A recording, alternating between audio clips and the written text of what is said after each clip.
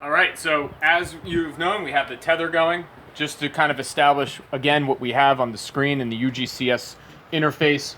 You have basically the area scan, which has been the same thing that we've been using the entire time. But now we're going to do what we did before, upload this data into the actual controller, which is going to control the actual drone. So you hit OK, start from route from the beginning, which you preset before we do this. Hit OK. You can see that on the phone, it'll start uploading. This is going to be a quick route, so it should be a quick upload. Typically the routes that are, larger in surface area will take longer. And we are ready to go. So I'm going to stand here, I'm going to click the auto mode and the OK button.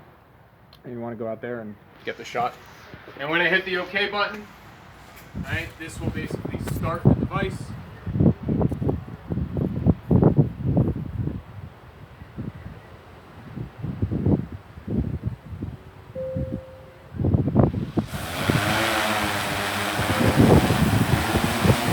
Now, everything is automatically controlled, so it's an autonomous flight mission.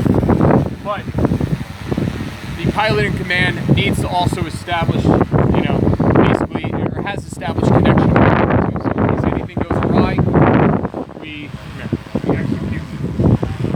And so as it's going to its first waypoint, it's important to make sure also to hit the log button on here. This is going to start downloading the LiDAR information.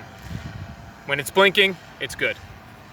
And we can see in the distance, we have the actual drone moving, attached to all the GPS coordinates that are basically being connected between the two. So now